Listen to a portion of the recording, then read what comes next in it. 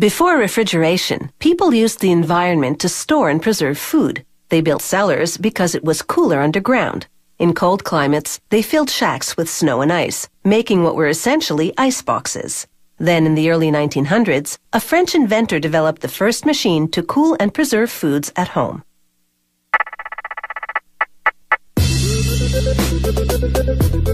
The modern refrigerator comes in countless styles, sizes, and colors.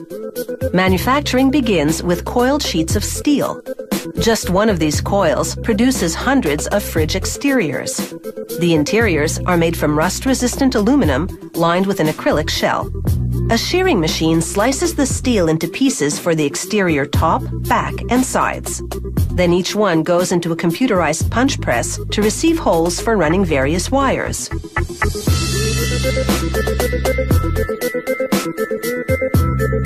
A brake press forces the piece against a forming die, bending the steel at the edges and corners so it will fit snugly into position. To assemble the fridge's outer shell, workers place the pieces in an assembly jig which holds them firmly together.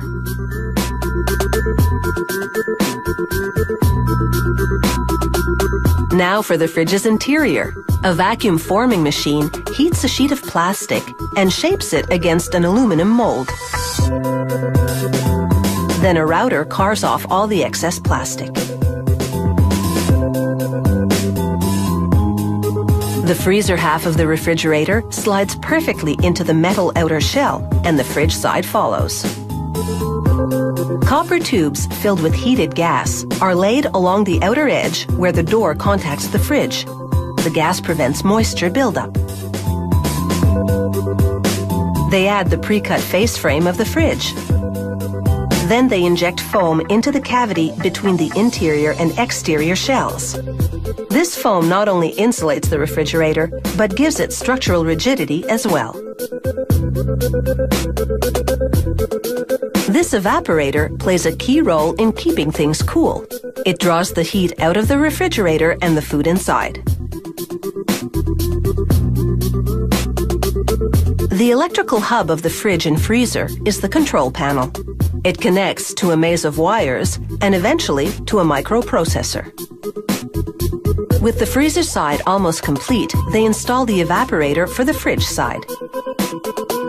Next come the refrigerator doors. Two compressors pump fluid and gas through the various tubes inside. This component, called the radiator, dissipates the heat collected from the food.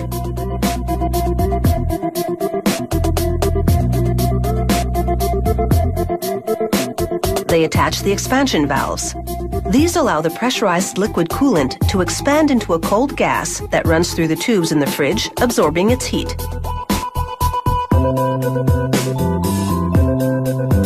They solder copper tubes to the compressor. They'll later fill these tubes with refrigerant.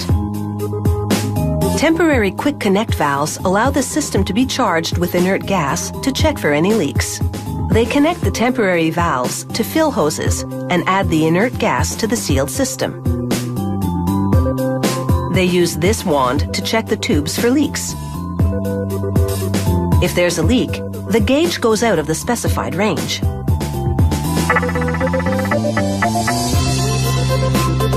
The process of refrigeration occurs as the cold gas in the evaporator coils pulls heat energy from inside the fridge. The compressor then changes the gas back to a liquid while the radiator dissipates the collected heat.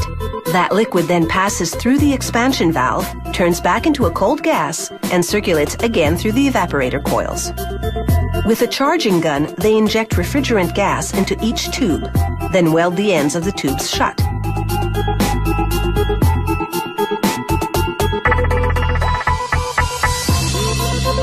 Now for the finishing touches, starting with the refrigerator handles. Drawers for fruits and vegetables slide right in. So do the rest of the pre-made shelves and compartments.